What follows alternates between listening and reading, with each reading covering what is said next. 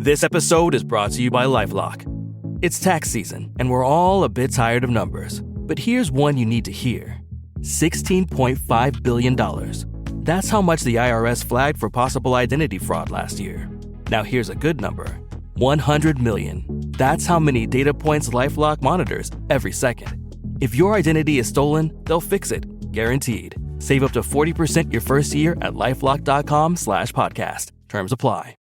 Hello, this is Simon Brew. I'm the editor of Film Stories magazine, and a very warm welcome to a special episode of the Film Stories podcast. Sorry about that.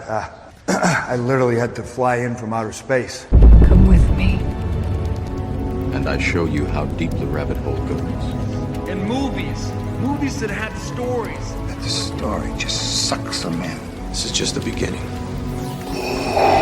Stories. We would be honored if you would join us. Hello and a very warm welcome to Film Stories with Simon Brew. I am Simon Brew. It's all you need to know about me. The aim of the podcast, well, is here to talk of the stories of films. Title gives that away. I tend to talk about development stories, production stories, behind the scenes stories, bits and bobs really that go to make the films that we know and sometimes love. Just that, the films that we know and sometimes love. This particular episode is one of my occasional specials where I get to talk to the creatives behind an upcoming or new movie. In this case, I'm talking to the producer and the director of the new music documentary, The Bee Gees, How Can You Mend a Broken Heart? So I'm going to be talking to Frank Marshall, who's directed the film, and you know him from producing an awful lot of films for Steven Spielberg. I also know him for directing films like Arachnophobia, Congo, I get to that at some point, and Alive. Also on this particular chat is producer Nigel Sinclair, and Sinclair's production career, well, it's covered all sorts really. He's done music documentaries on the likes of Pavarotti and the Beatles 8 days a week. He's also been producer or executive producer on films like Snitch with Dwayne Johnson, End of Watch, terrific movie that one is. He's done A Walk Among the Tombstones, The Woman in Black, and the Woman in Black sequel, a whole host of movies to his credits. And more recently, he has been working on a couple of documentaries in and around music stars. And this is a boom area, really, that we've seen quite a lot of in the movies of late. In the case of the Bee Gees film, well, it's followed the similar path to a lot of these movies, a very brief theatrical debut, although given this has been recorded at the end of 2020, let's just say very brief, before getting DVD and Blu-ray release. And it's also appearing on HBO in the US, and it's appearing on the BBC here in the UK as well. The film was actually completed just a day or two before pandemic lockdown began, and so it is one of those movies that was ready to go, even if its release plans were slightly curtailed. And what you're going to hear the other side of a clip from the film is my conversation with Nigel Sinclair and Frank Marshall about the movie. If you hold on to the end, I do manage to squeeze in just one question about the beloved Congo as well, which I've talked about on a previous episode of the podcast. What's going to happen now then is, I think that's enough waffle from me. I'm going to play you a clip from the trailer of the movie. That will fade out, and then we'll be straight into the chat. Here's that clip. Welcome, the Bee Gees. The Bee Gees. Once again, the fabulous Bee Gees. The most exciting sound in the world. The biggest grossing album in the history of music. Has the enormous success changed your lives? Well, I was speaking to one of my friends the other day, and as he was cleaning my shoes, I said, listen. We often thought we were triplets. We had the same sense of humour. We had the same love of the same kind of music. When you've got brothers singing, it's like an instrument that nobody else can buy. Brothers, in general, it's a very complicated thing. If we hadn't been brothers, we wouldn't have lasted half an hour. We've heard rumours that the group is splitting up. Would you like to verify those rumours? No. We all wanted individual recognition. All three of us did things to each other that I think we're all sorry for. That then was a clip from the Bee Gees, How Can You Mend a Broken Heart? I am delighted to be joined by its producer, Nigel Sinclair, and its director, Frank Marshall. Hello to you both. Hello. Hello, Simon. In a cunning attempt to differentiate your voices, can I ask you an individual question first, each? And I just wonder if I can start with you, Nigel, if that's okay, because this is not the first time that you've tackled a music documentary and been involved in a music documentary. But I wonder, when you contrast this with films you've made about, for instance, the Beatles and Pavarotti, how does this one contrast? And because I mean, not to put too fine a point on it, one of the people involved in the midst of this story is with us and clearly having an input into it. The Barry is very much with us, and he had a contribution. We made the film independently, of course. I think the big difference with the Bee Gees is because their career has had ups and downs and ups and downs, there was a lot more opportunity for discovery. We could discover things that people who might only have known about the Staying Alive era didn't know, and they're as exciting as the most exciting period of their lives. So it was like a treasure box unpacking, whereas everybody knows the headlines on the Beatles story. I mean, we found a way to represent it. That, I'd say, was the biggest difference with this one. And Frank, I mean, the jump for you that you've clearly done in the past from producing to directing, but when you've directed in the past, you've done true stories in the past. How different is it when you're making a documentary about a true subject compared to, say, something like Alive, where you've got to turn it into kind of a drama, effectively?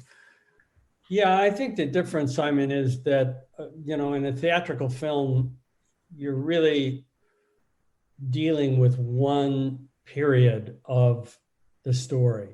Whereas in this film, we're able to, we're trying to tell the journey of this family, of these brothers throughout what made them work. And so I'm trying to cover look at the big picture there. Whereas when you're making a true story in 2 hours, you have to focus on one specific incident. You're not giving a overall summation of their career.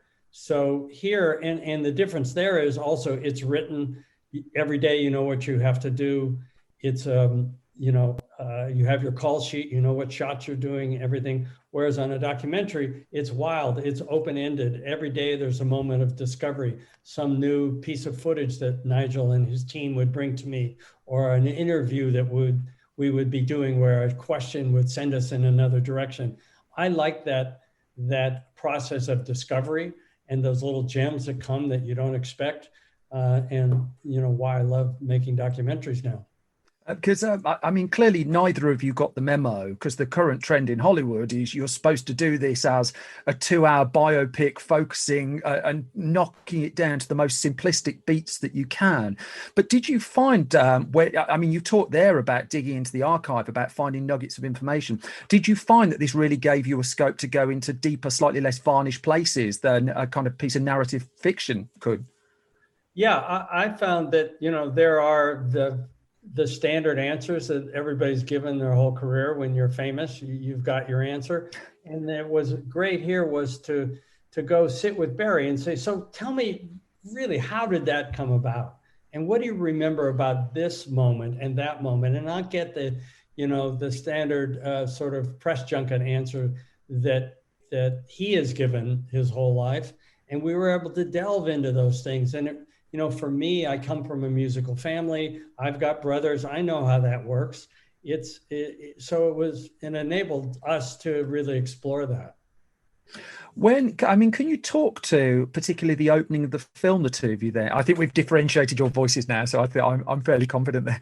But it's quite a melancholic, arresting start to the film. I go quite spoiler-free when I do interviews, but I don't think I'm particularly going out on a limb to suggest it starts with Barry Gibb looking back in a very, very somber way, and effectively to a degree with a comment that says what you're about to see is one person's view, and that's it. Yeah, I think what you're following the thought that Frank had of trying to make these films. There's no point in doing this film unless it's authentic and tells you something you really want to know. When people meet a famous person, their friends always say the same question: "What's he like?" Well, of course, you can't possibly say what's he. What's Tom Hanks like? Well, he's a very nice person. And I think with these films, we'd like to answer the what was it like, what is it like, what would you like to know about the Bee Gees? What you'd like to know is real. You want to know real. So the first question we have to deal with Barry is the one we dealt with, which is he's the only person here. He's a very big personality. He was the eldest brother. And Barry decided of his own volition to say, I've got something to get off my chest. Frank was interviewing him, and he came up with this and some other amazing thoughts. So Frank, if you want to pick that up.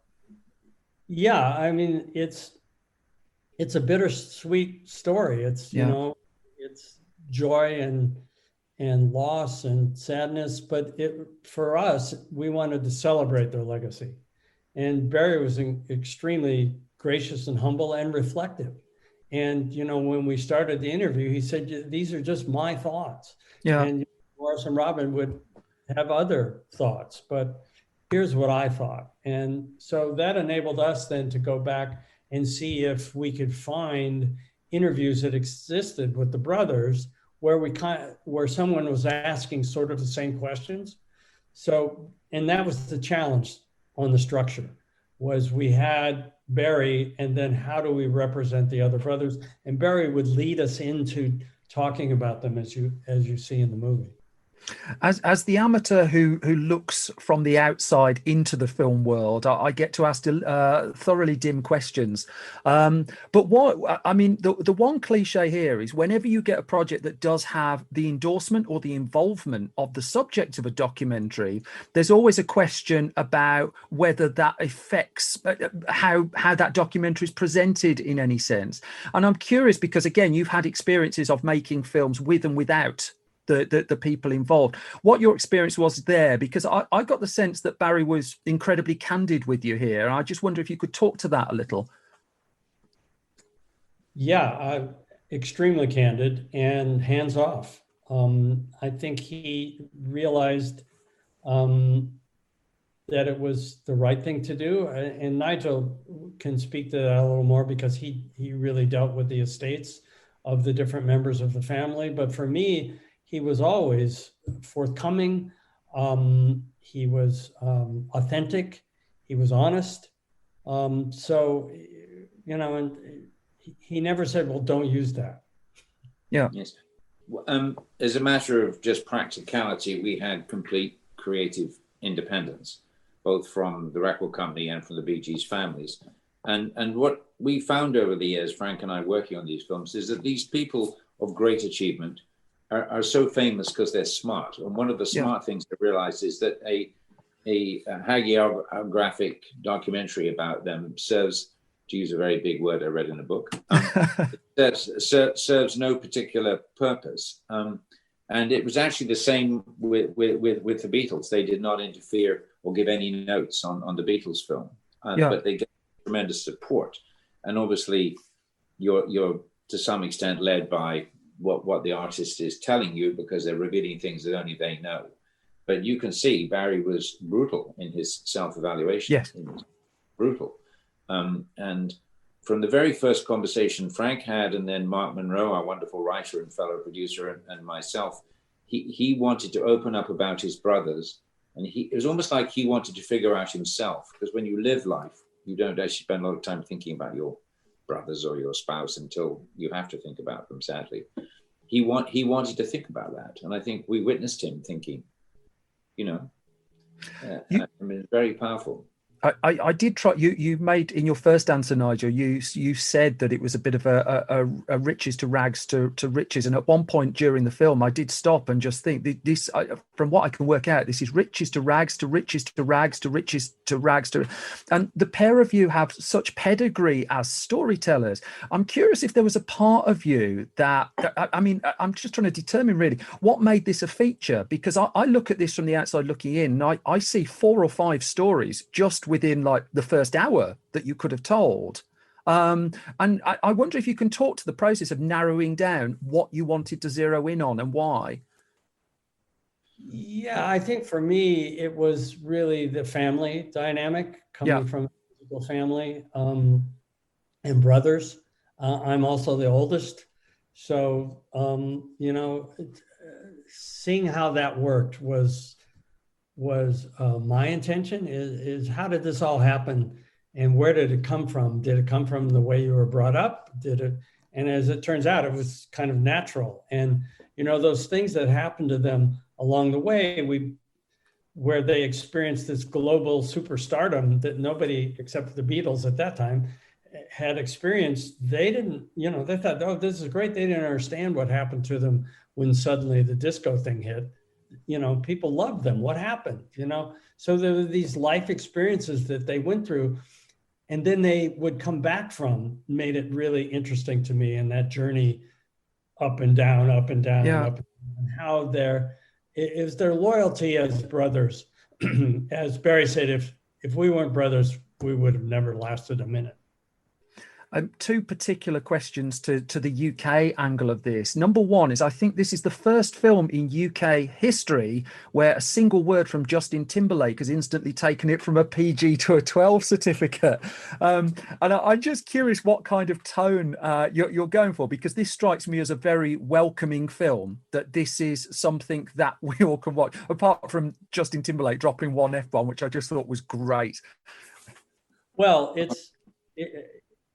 it's authentic and honest, and people are truly moved by the Bee Gees and their extraordinary gifts, I think, and that's what you see coming out of these musicians. They're not just saying I like their music; they're appreciating what it takes to get there.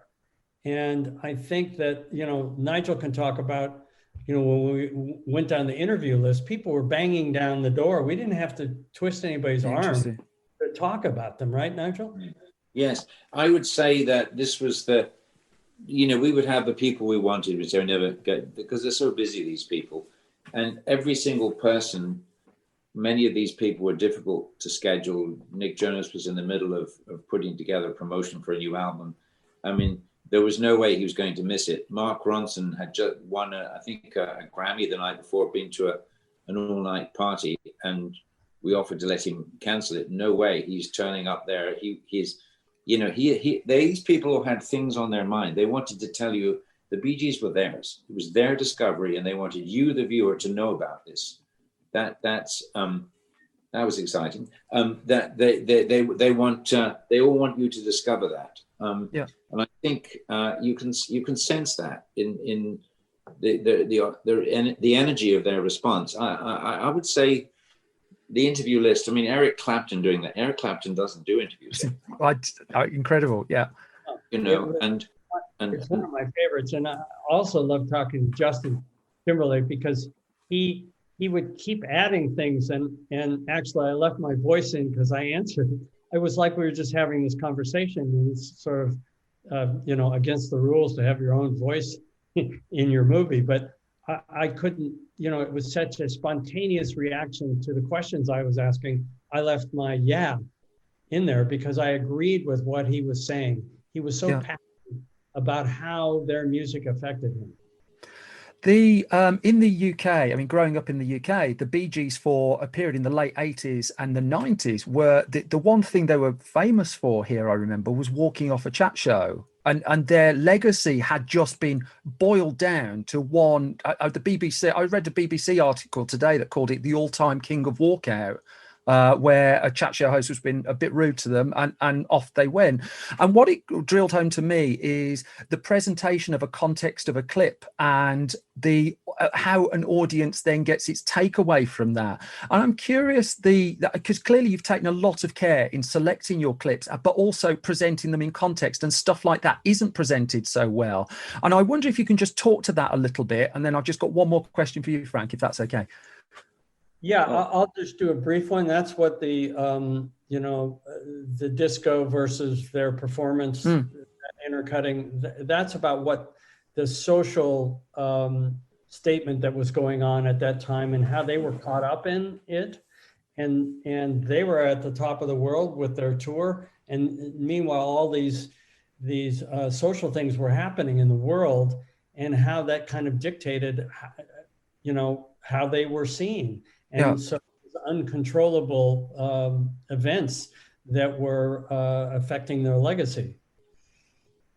And I mean, Nigel, can you just talk to that just a little for us? Because you talked about digging through the collection of archived material. Was the stuff that was coming up that you just felt was just unfair, that just couldn't really be included? Nothing was unfair. We had a set of, our guiding principle is what's the central heart of the story, and it's a story about three brothers who were natural songwriters, had incredible creativity, and they did the following things, 1,000 songs, 17 top 10 hits, 24 number one, so on. Well, what was that about? What drove that? Yeah. Who, I said earlier, who are they? If you spent a day with them, what would you learn? And walking off a chat show in the 90s is actually, and not to diminish it in the UK, but it's dramatic, but actually doesn't inform who the Beatles were in any way. Who knows what the reasons were? We can speculate, but the things that really mattered was them surviving, people booing at the Bee Gees at this field and threatening their lives because of disco, and then going on and revisiting this. So it wasn't that we considered or didn't consider it. It was by the time we got to the 90s, we'd established the heart of who these people were, and we then needed to move and deal with their legacy. They did that amazing One Night Only show, which you've probably seen at some point. I've seen that, 31 songs on it, and every single one of those songs, they're all hits. I mean, to us, the answer is not that they did that, interesting though it is, and we used one of the songs brilliantly, Frank put in at the end of the film, Run to Me. It's how was it possible that these three brothers from such a poor background could come to the point where they don't just straddle the world. They make they make a live show in the 90s, which is that show, which, there's no live show of the Beatles. There's no live show of the Stones like that show. And that to us was the importance of the story, was we never really considered or didn't consider that particular clip. Maybe we should put it in the extras. I thoroughly enjoyed the film. Frank, if I can give you my last question, just as a lifelong fan of the film Congo, which I love Congo. And I just wonder if you could finish the interview by giving me 54 anecdotes about directing Tim Curry, please. A joy. Tim was a master of surprise. I never knew what he was going to do when I arrived in the morning. And every time it was golden. I just loved it. It was a great cast. I mean, look at my cast. It's fantastic. So it was a great adventure. I'm glad that you enjoyed it, and I appreciate that. Thank you. I really enjoyed this film, gents. I'm a Bee Gees fan, and I think you've done them proud. Thank you so much for your time. Take care. Son. Thank you. And that was our chat. The Bee Gees' "How Can You Mend a Broken Heart" is available as this podcast is released. I do think it's really good as well. I do like the Bee Gees. I think the fact that it starts, which we talked about in the interview, with Barry Gibb looking back in such a somber way. I just think it's a really arresting way to get a film underway. I do think it goes to some quite dark and interesting corners as well. I would recommend it. That's it for this particular episode, though. You can find more from me on Twitter at Simon Brew, more from the entire Film Stories project at Film Stories Pod. You can find our website, filmstories.co.uk, where every weekday there's loads more news, reviews and features telling the stories in and around the movies. On Facebook at facebook.com/filmstoriesonline, and we're on YouTube too, youtube.com/filmstories. With that, I'll leave you in peace. I'll be back with your regular episode of Film Stories in a few days' time. Until then, most important thing as always is you all stay safe and take care. Bye bye.